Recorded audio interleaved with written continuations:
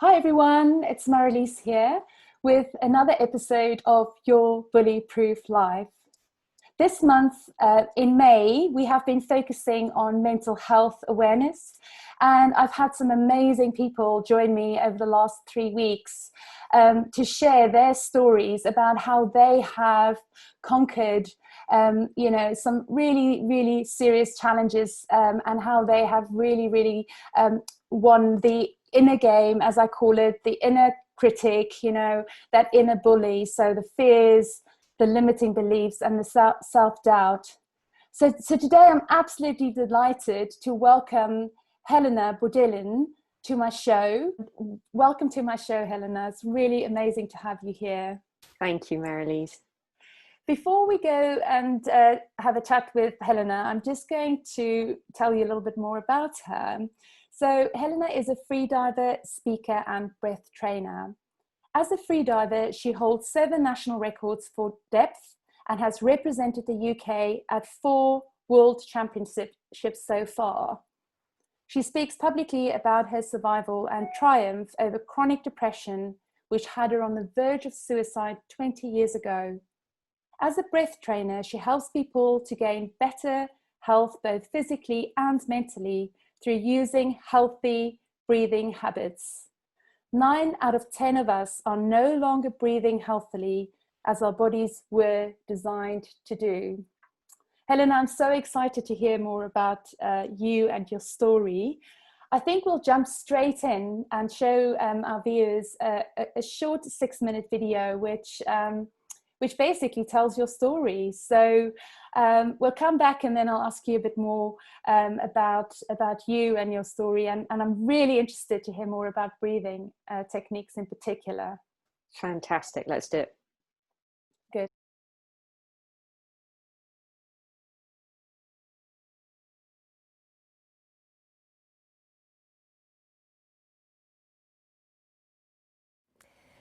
It's a photo of me when I was maybe 7. I look free. I look home. I've always loved water, playing on the beach, in the waves, swimming pool, bath. I remember my dream as a child was to represent Great Britain at the Olympics.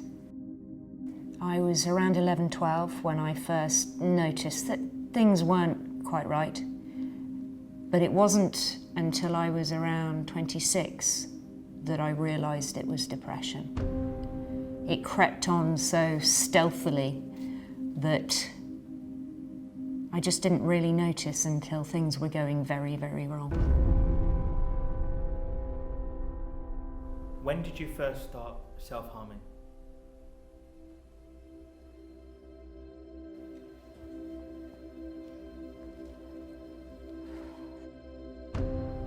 I was in a bar after work with my colleagues. I'd gone to the bathrooms, sitting in a cubicle, and I saw a broken glass in the corner. And I picked it up and I started cutting because I wanted to feel something. I wanted to see if I was actually still alive. It made me feel like a freak. It made me feel embarrassed. I wasn't able to talk to people about it, ashamed of what I was doing because I'd begun to realise that it wasn't acceptable behaviour. I felt totally isolated, and I had to break that to start getting help. My first ever freedive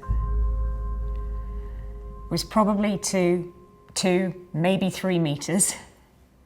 But I was struck immediately by the silence. All the everyday noises of sort of the environmental noises around, but also the negative voice of depression, suddenly silenced. And this peace is the only way I can describe it.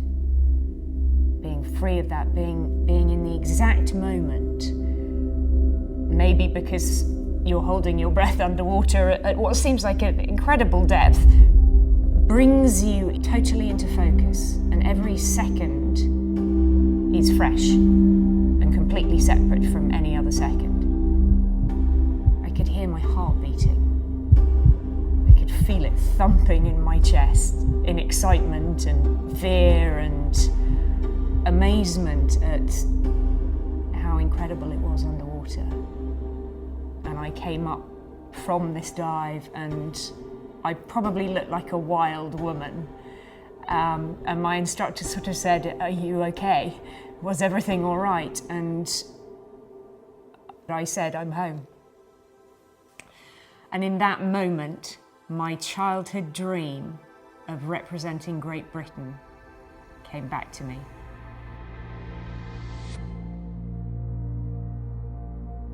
This is my monofin dive at the World Championships in Roatan, and I was doing a dive of 71 meters with my monofin, so that's nearly 24 stories down and back up on one breath.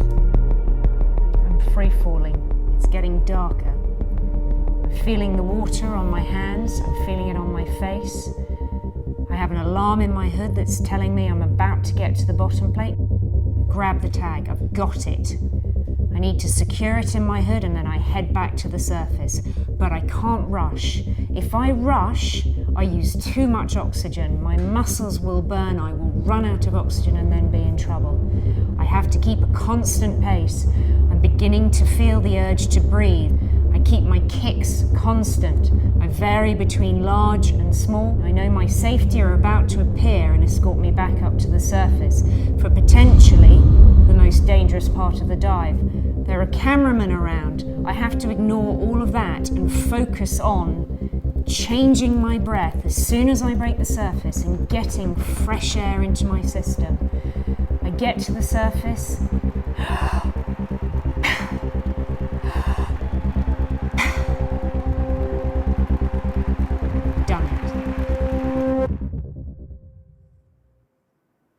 Having completed a successful dive at the World Championships, I was exhilarated to have fulfilled a childhood lifelong dream. I started freediving age 39. Just because you might be older, it's never too late. Your negative voice may tell you you're worthless, you're a failure, you shouldn't bother, you're unloved, you're unwanted. Maybe you should cut yourself. Maybe you should end your life. Keep fighting. Because anything is possible. For anyone.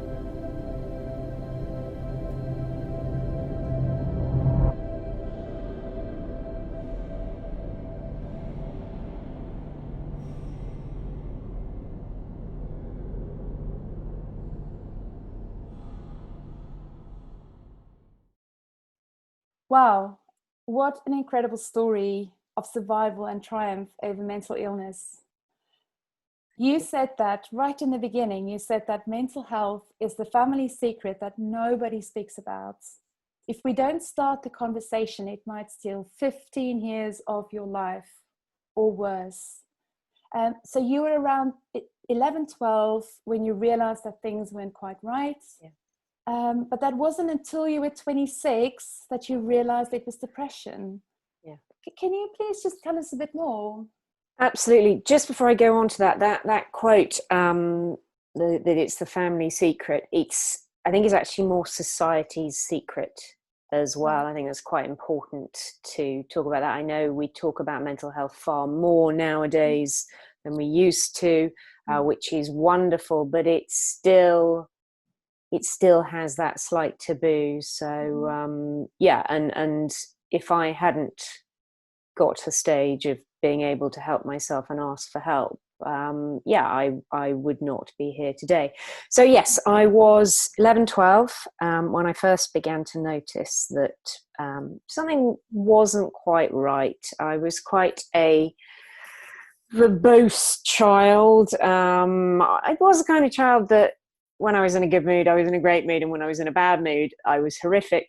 But I was generally quite bubbly, and I was away at boarding school, and I began to notice I had this, it wasn't a bad mood, but it was a really oppressive mood, and a listlessness that lasted for around 3 weeks, and it went away and I didn't think any more about it.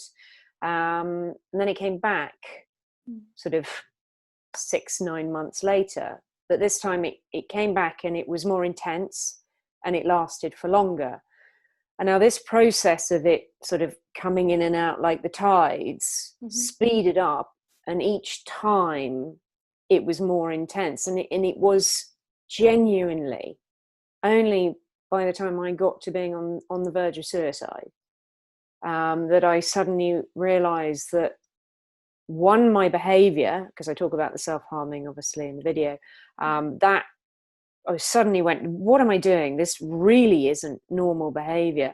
And two, what's going on in my head? This, surely not everyone is going through this as well. And I suddenly, it was almost a light bulb moment. Yeah. And I remember ringing the GP to try and make an appointment, and sort of babbling on for about 2 minutes, leaving this message about all these other ailments that I had, and then finally going, and I think I might be a little bit depressed. And then just slamming down the phone, and thankfully the GP got back to me, and it all started from there. But it took that many years for me to sort of descended so low, until I kind of was shocked out of it by what I was doing to myself, and the thoughts that were going through my head. I had a bit of an epiphany, and I was very lucky to have had that. So, yeah. And it's incredible because you talk about this shame that was attached, to knowing that it wasn't right what you were doing. But of course, we know that there's no rational explanation for why you do what you do. It is just the ability to cope, and as you say, to feel something, as you said in the video. So I mean, yes, I'm so grateful too that you had that moment, and that you came back, and that you decided to change. So then you sort of pivoted, right? And you had this amazing new kind of world that you've entered. So the video sort of shortens the story. Yeah, of course. I was incredibly lucky. My GP was amazing. He really looked after me. He helped me get into the system. I got into counselling on the NHS, and it took me off rock bottom. So I wasn't suicidal anymore, but I wouldn't say I was on the up and up. And for a few years, I just kind of bumbled along, not stagnating, but not getting any worse type thing. And then in one of the sort of brighter periods, because again, that routine of up and downs was still there. It was still very much carrying on, because I hadn't changed anything. I hadn't addressed the situation. And in one of the lighter periods, I decided to set up a business. I come from quite a creative background. My degree was in fashion design. I've always made things. And I set up a business working, using Swarovski crystals, making jewelry and accessories. And I kept it really, really small. And it was very creative, and it was sparkly and fun. And I had something there in my hands in a short space of time that I created and people wanted. And that was a real boost to my confidence. And I kind of thought, oh, okay, can I do more? And I sort of expanded it very slowly. It was always just me, from sort of creating the product through to selling it at the end. But the more I grew it, the more I sort of gained confidence, and the more I kind of thought, maybe there's something better. And after, I think it must have been 5 or 6 years, a friend of mine introduced me to meditation, and actually introduced me to my therapist, gave me a fantastic recommendation of a therapist. And the meditation was amazing, because it really helped me remove the blinkers of depression. Depression is such an isolating illness, as it attacks you And I really feel that it does attack you. It's the voices in your head that are attacking you and beating you further and further down. The whole world shuts in and you're kept in this tiny little sphere of misery. And it's very, very difficult to see beyond that. And meditation was incredible because it gave me a pause between when someone would say something to me, I'd have a pause to decide how I wanted to react rather than just emotionally exploding whatever the original comment was. I had time to go, is this about me? How do I take this? And that was a huge relief. And at the same time, as I say, I've been introduced to this therapist and really started working significantly with her. And the therapy and the meditation sort of slingshotted me massively forward. And I began to see a lot more improvements in my life. And things got considerably better. But I have to say, we're still talking, this would have been sort of we're talking about up to 2012 now. So this is a 12-year journey by that stage until I got to the freediving side of things where things changed again. So it wasn't as short, unfortunately, as the video makes it look. But, it's a short video that's amusing. And I think, that's incredible because I have my own kind of story of 15 plus years with suffering from an eating disorder. And it was genuinely that thing, if you described, it's like you get to a point where you get through every day and it's one day at a time, and you absolutely, start changing the conversation you have with yourself, and you start having a different dialogue. But it takes years and years, and even after all these years, it's an ongoing process. It is, absolutely. It doesn't stop. It doesn't ever stop. But it's how, and it comes back to that kindness to self. You know, this as we get older and better at this, we get kinder to ourselves. Absolutely, and I think the meditation has also had a profound impact in my life because it gives you that opportunity just to get still and just to be. And to kind of really put perspective on things, it's just slowing down and breathing. Breathing is such an important thing, isn't it? I mean, I still You're preaching to the converted. So you are a breath coach. Yes, I am. It's just amazing. I don't know how you can stay under the water for almost 3 minutes. Like, what is the longest that you've been underwater for? Well, there are different disciplines for freediving. I specialize in the depth discipline, so you're obviously moving when you're doing that. But very occasionally, when I'm going through slight madness, I try static, which is the discipline where you basically float face down in the water and see how long you can hold your breath for. Right. It is not a discipline I compete at. It is not even a discipline I enjoy. And I absolutely don't train it. But with a little bit of work, and this is the brilliant thing, that everyone can hold their breath longer than they think they can. Just never do it in water by yourself. Need to put that in. With a little bit of work, I got to 5 minutes 22. Wow. That's incredible. I always have in my head that if you don't breathe for 3 minutes, well, this is interesting because when I do my breathing workshops, I pose the question to people, and some people say 30 seconds. And actually, the average adult who hasn't done any breath training, it is around the 3 minutes that they can survive without breathing. So it's an accurate number you've got. And so it's fascinating for me. We wake up every morning and we take the fact that we actually breathe for granted. And what I find really fascinating in your bio is you're saying that 9 out of 10 adults do not actually have healthy breathing. Can you tell us a little bit more about that, please? Absolutely. When we're born and when we're young children, the best thing to do is to watch babies or animals when they're sleeping. And if you watch them, you will see that their bellies expand sideways on the inhale, and then they contract inwards on the exhale. When you look at most adults, or you ask them to take a deep breath, you'll get something that looks like this.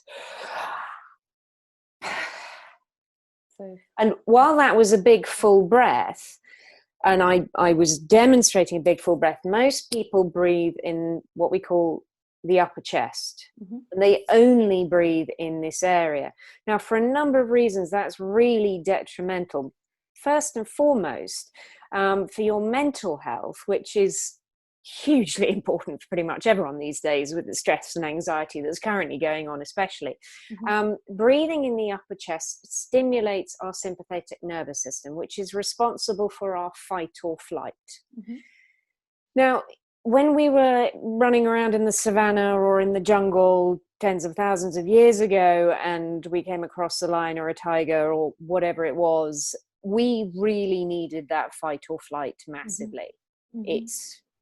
It was essential. It's a case of survival. Exactly. Yeah. Today, we don't tend to find ourselves in those situations. So for us to spend as much time as we do in the fight or flight, which is not far off 90% of our time, is really detrimental. It means our body's not doing the resting and repairing and anti-aging work that it would be doing if we were stimulating our parasympathetic nervous system by using healthy breathing habits, by pulling the air down into the lower part of the lungs where the best diffusion takes place, and we get far more access to the oxygen that we're breathing in. In terms of physical health, bad breathing, as you say, we do it every day and we don't really pay attention. And if you think about the average adult can breathe anywhere between 17 and 28,000 times in one 24-hour period. Wow. If you're not doing it right with every single breath you take, you are compounding a health issue. And those health issues, which can start off minuscule and kind of escalate, can include digestive issues, constipation or irritable bowel, tension headaches, acid reflux, lower back pain. There's a whole horrible host, sort of culminating in stress and anxiety, fatigue, hormone problems, all of those things. And as I say, because we're not aware, these issues compound and then they become proper medical conditions, which we need to go to the doctor and generally end up taking medication for.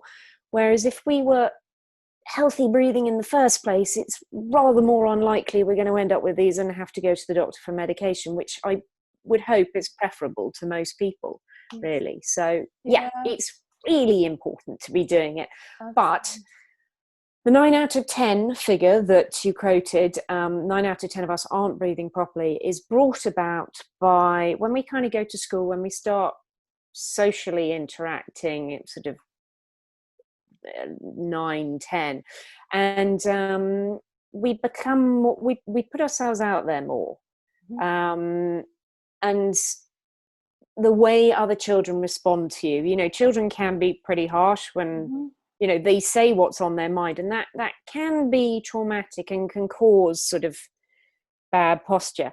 Not to mention these things, the iPads, the phones, the sitting down constantly. Our posture is horrific, and it's really difficult to breathe deep down into your lungs when you're horribly curled over a computer or looking down at your mobile phone.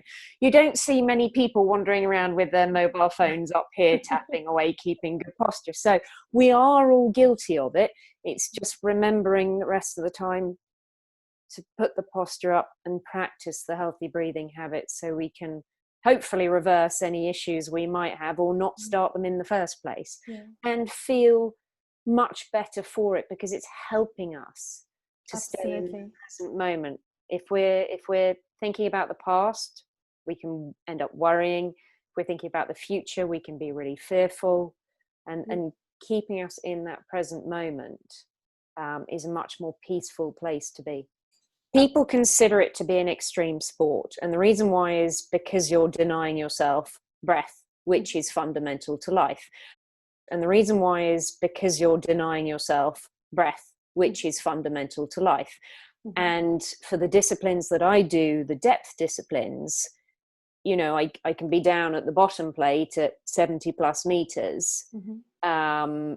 And I train myself specifically not to panic, not to have any fear. And the way I've trained that is by progressing to depth really, really slowly over 7 years, making sure that physically my body can cope with the pressure of depth, and mentally my mind is there. Because if you're not in balance with both of them, you'll create tension in your body. When you create tension in your body, tension and pressure do not go well together, and you can end up damaging yourself.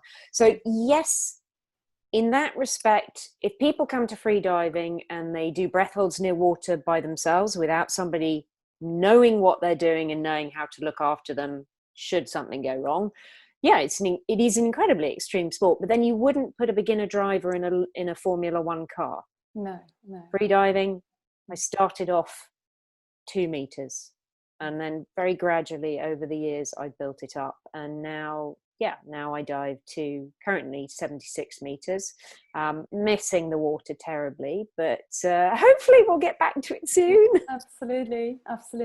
No, I'm just in absolute awe, because I know how panicky I get when I'm in the water, and I cannot actually, you know, it's just that level of control that you don't have. So for me, it's always the ultimate test, and I get really panicky and really anxious. So I can only imagine, you know, the level of, as you say, physical and mental control. And of course that makes you ultimately present, ultimately in the moment. You can't think of anything else, right? So absolutely, but must be the nirvana. Yes, but one of the most amazing gifts that freediving gives you is because we set these limitations for ourselves, and we go, I can't stay underwater for 30 seconds, I'll die. And as you practice and you get a little bit more comfortable, and then you break that 30-second barrier, maybe by 1 or 2 seconds, and you just think, oh, amazing. What else can I do? And under actually a really gentle environment, because you never do big jumps underwater. You might add a meter, half a meter, or a meter. You get to challenge those fears and go, is there something seriously dangerous here or wrong that needs immediate attention, or is this just a little bit of fear and I can actually relax and go a little bit deeper? Once you start getting to that stage, the thought comes into your head, my gosh, if I can do that underwater, what can I do when I'm on land and I'm breathing? Yeah. And it creates that whole ability to, or the desire to challenge yourself just a little bit more.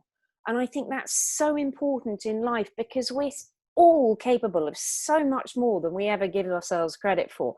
And to be able to just nudge those boundaries and see where things can give a little bit is a really amazing thing to do. And I hope that everyone is trying it in whatever they're passionate about in life. Absolutely.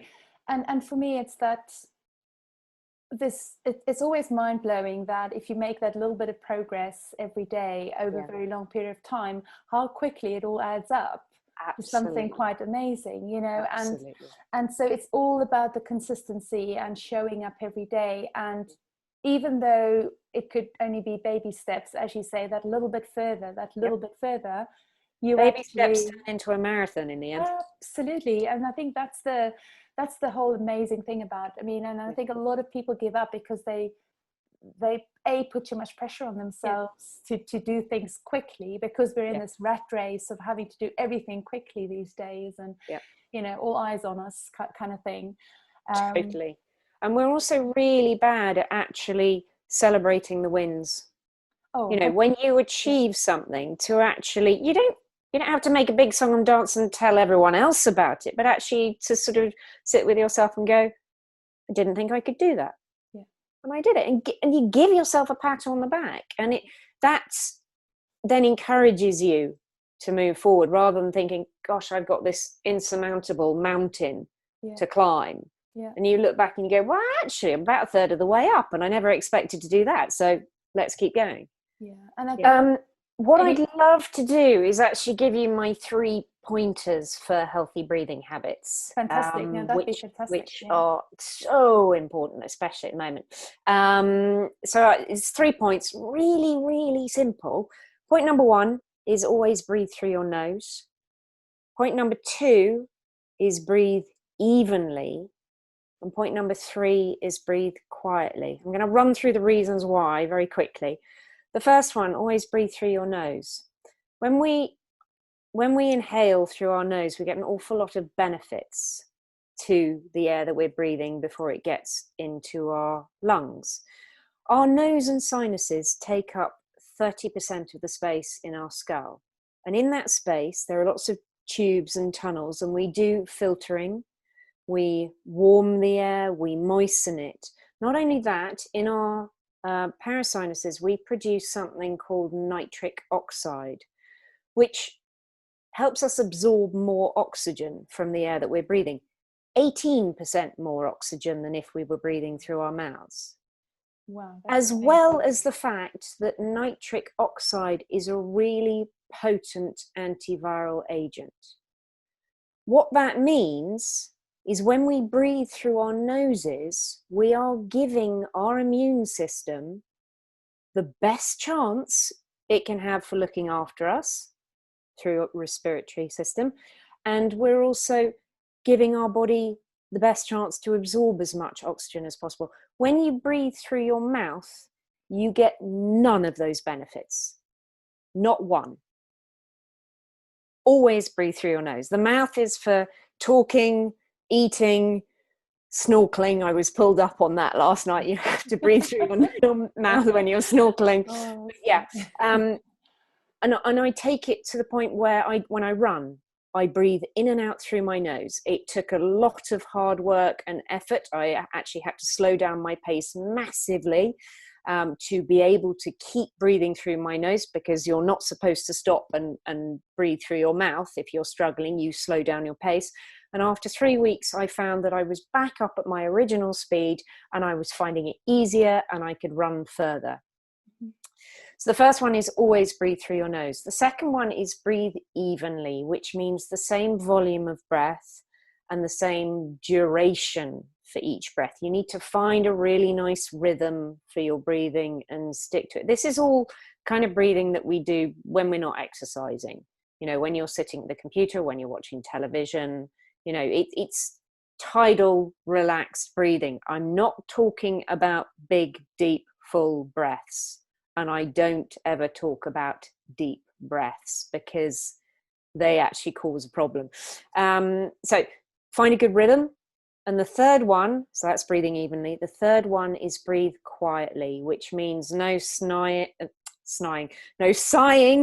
no nervous coughing, no, sighing, coughing, snoring at night, you know, all that kind of things that we might do where we're breathing along, then we'll take a big breath. The reason for that is because you're hyperventilating. Okay. And to make this really short, our respiratory system, the messages are sent out when we build up carbon dioxide in our system. It's not based on the oxygen in our system. So if we're hyperventilating, which means we're expelling loads and loads of carbon dioxide and dropping our tolerance really quickly, if that CO2 never gets to build up, the messages that are sent to the hemoglobin in our blood, which is loaded with all this fabulous oxygen that we breathed in, the messages telling the hemoglobin to release the oxygen throughout the body to where it's needed never fully come through. Okay. So that oxygen is there in your blood racing around your body, but you end up breathing it out because you're not holding on to the carbon dioxide. Does that make sense? Yeah, it's a little bit contrary, because everyone just thinks take a deep breath and you'll get more oxygen into your system. Well, one, if you're breathing through your mouth, you won't get as much oxygen into your system as you would if you're breathing through your nose, but it's also only half the story. We need the oxygen to create the energy in our cells, but we need the carbon dioxide so that the oxygen can actually be delivered to the cells. So the nose is so vastly important because it also helps us up our carbon dioxide tolerance. So breathe through the nose, find your rhythm and breathe evenly and breathe quietly.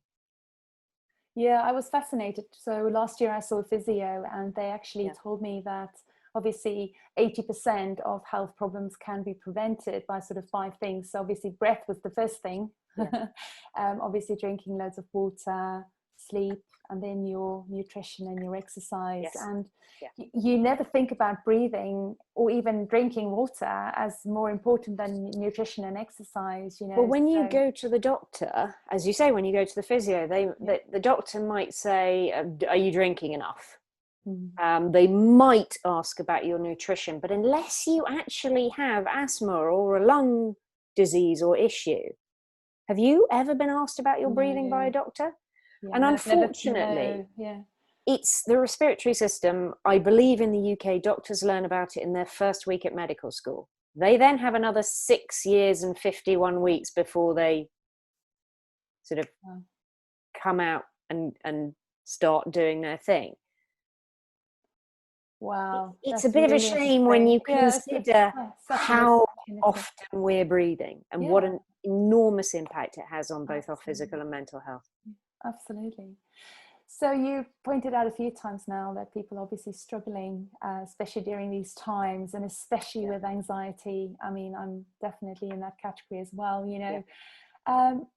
If people are really struggling with sort of their mental health at the moment, what advice would you give them? Mental health, I'm a real believer in, certainly from depression point of view, it's caused by a loss of connections, be that with community, with other people, be it with your purpose, what you're passionate about, not having something you're passionate about in life.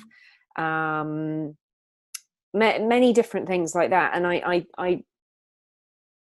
I reached out, I realized I had to do something.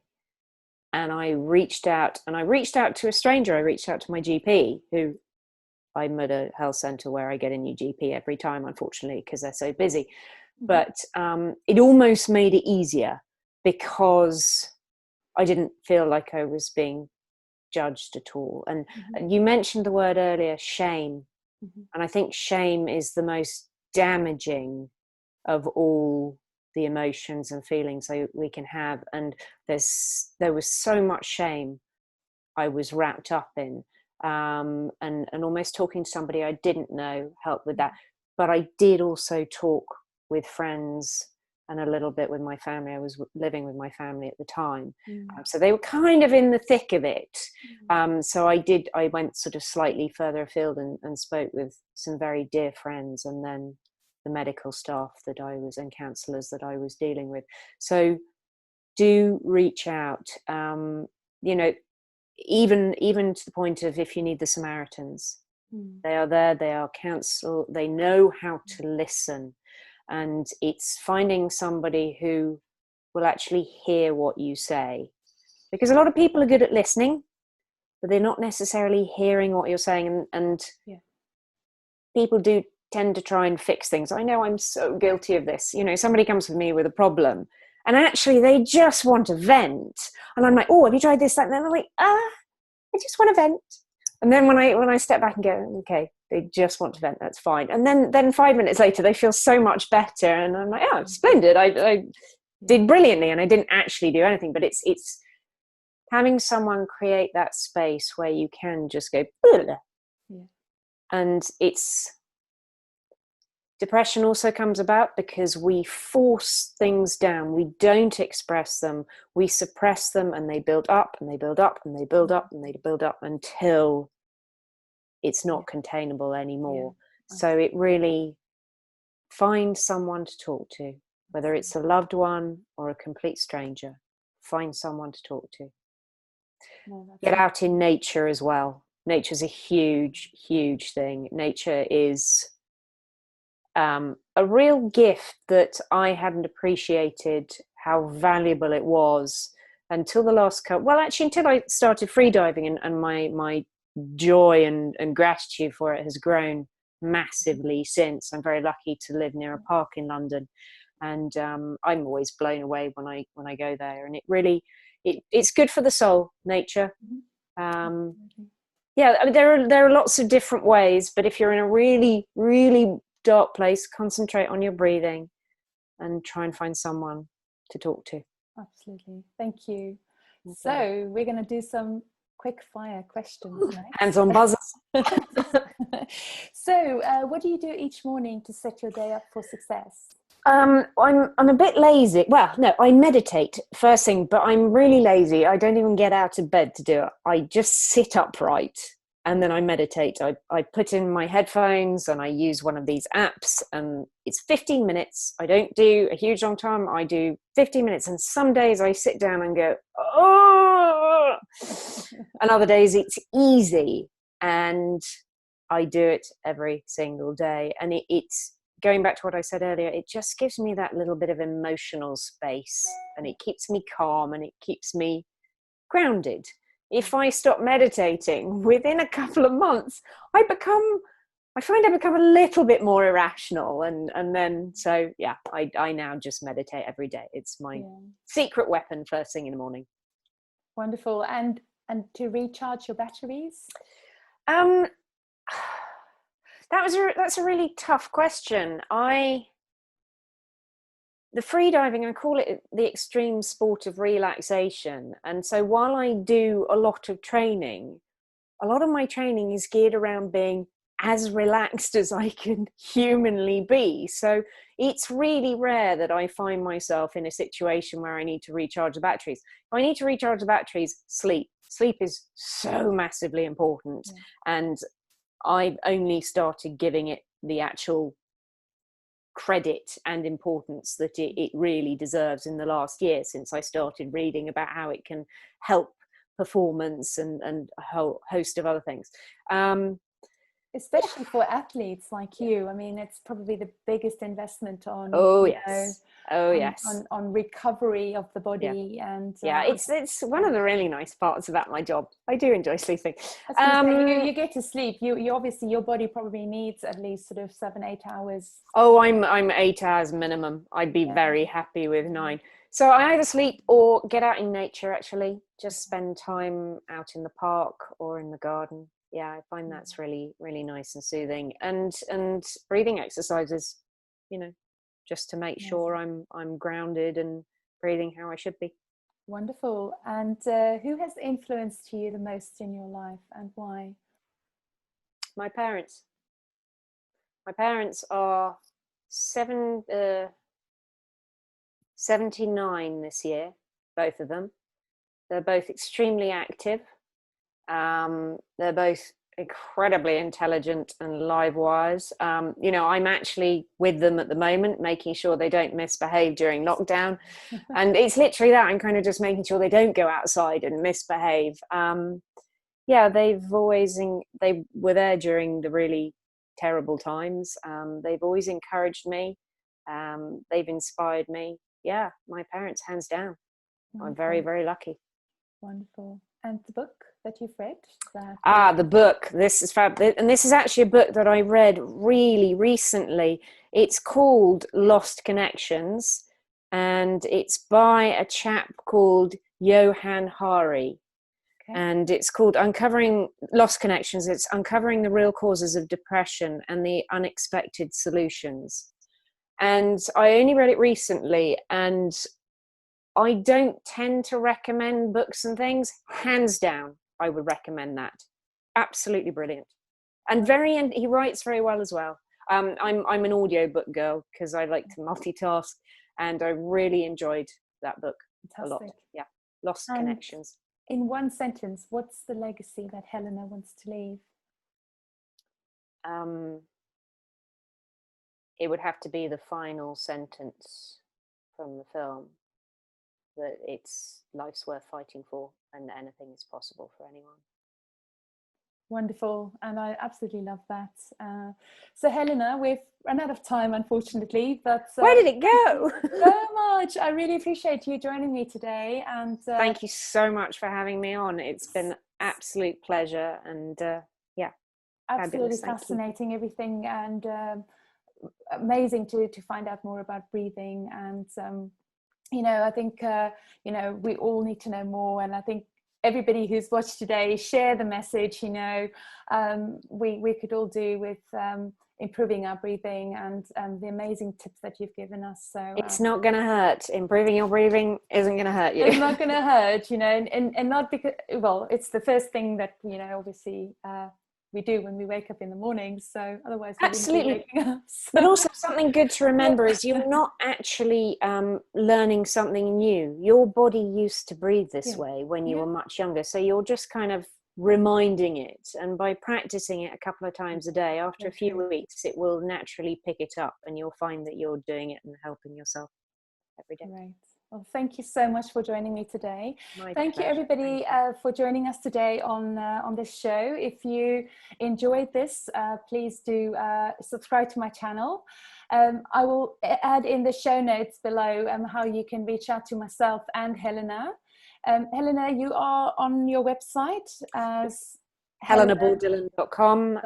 Yes. We'll pop the details in the bottom. Fantastic. Best place actually is probably through Instagram, because on my profile there's a link through to everything. Podcasts like yourself will be up there, and my website and all the other things I do. So fantastic. No, that's great. So yeah, if you want to know more about Helena, please do reach out on Instagram or on her website, helenabourdillon.com. Yeah, so that's all from us for today, and hope you all keeping safe and keeping well, and really be kind to yourself out there. Take care, everyone. Bye.